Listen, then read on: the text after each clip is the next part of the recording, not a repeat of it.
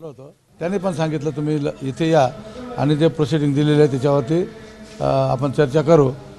परंतु प्रोसिडिंग फक्त 4-5 ओळीचं आहे आणि त्याच्यामध्ये गोल गोल अशा प्रकारचं आहे की मुख्यमंत्र्यांच्या समवेत जी चर्चा झालेली आहे त्याची अंमलबजावणी 3 महिन्यामध्ये करावी आणि सगळे प्रश्न मार्गी लावावेत। तर सगळे प्रश्न म्हणजे कोणते प्रश्न? काही धोरणात्मक आहेत, काही इथं सुटणारे आहेत, सरकार पातळीवरती सुटणार आहेत। असा कुठल्याही प्रश्नाचा क्लिअर कट उल्लेख केलेला नाही त्यांनी की हे प्रश्न अशा पद्धतीने सोडवावेत। तसं कुठलाही अशा प्रकारचं गाईडलाईन त्याच्यामध्ये नाही आहे आणि म्हणून साहेबांना सांगितलं की अशा प्रकारची जी तुम्ही म्हणजे भूमिका घेतलेली आहे आणि याच्यामधून तुम्ही कुठल्या मार्गदर्शनाने काम करणार आहात, कुठल्या गाईडलाईनने तुम्ही लोकांचे हे जे काही तुमच्यासमोर प्रश्न ठेवले ते कसे करणार? सरकारने तुम्हाला कुठलीच गाईडलाईन दिली नाही आणि तुमचा आणि आमचा दोघांचाच फक्त वाद याच्यामध्ये होईल की आम्ही तुम्हाला विचारणार, तुम्ही सरकारकडे बोट दाखवणार, असं होणार नाही। ते म्हणायचे आम्ही नक्कीच करणार।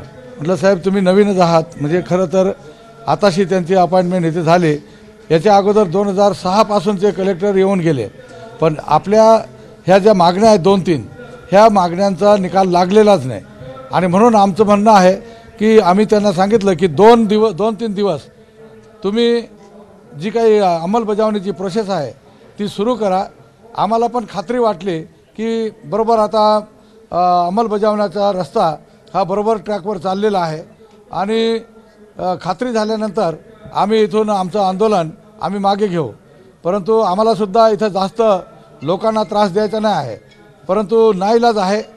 ही जी माणसं आहेत अर्धपोटी उपाशीपोटी इथं म्हणजे घरी पण तीच अवस्था आहे आणि इथं पण तीच अवस्था आहे आणि ती माणसं इथं आपल्या प्रश्नासाठी अनेक वर्षापासून झगडतात, कोणाची नुकसान न करता त्यांचा प्रश्न सुटू शकतोय, परंतु हा प्रश्न अडवून धरून आणि त्या लोकांना वेठीस धरण्याचं कुठलंही कारण नाही।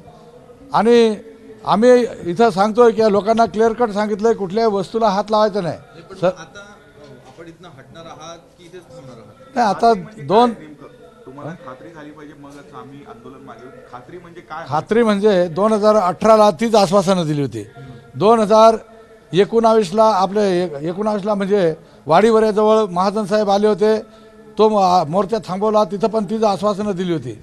मागच्या वर्षी 2023ला जो मोर्चा निघाला त्याचं तर मुख्यमंत्र्यांनी विधानसभेमध्ये पटलावर ठेवलं।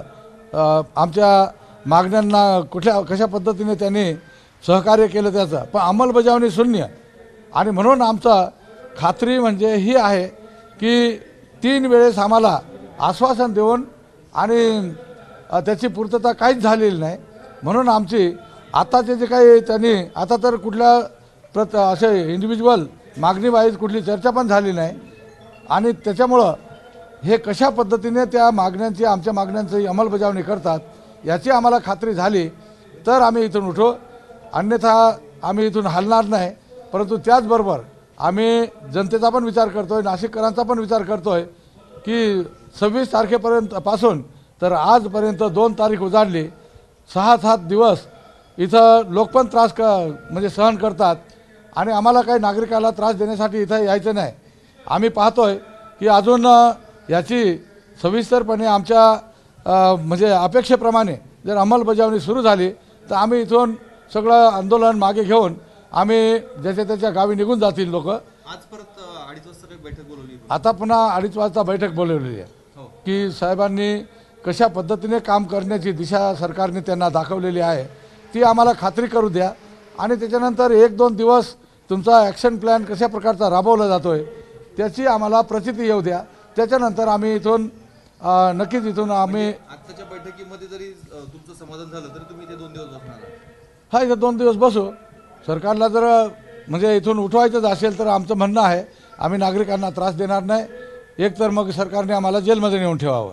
हे लोक जे आलेले आहेत हे कोणाला त्रास देण्यासाठी आलेले नाही, आपलं जे काही दुःख आहे, आपल्या मागण्या आहेत त्या सरकारपुढे मांडण्यासाठी आलेले आहेत, ते सुटलं पाहिजे एवढीच आमची अपेक्षा आहे। नागरिकांनी सहकार्य करावं आणि आपण वृत्तपत्राने आणि मीडियाने जे सहकार्य केलं त्याच्याबद्दल सगळ्यांचे मनपूर्वक आभार मानतोय। धन्यवाद। धन्यवाद।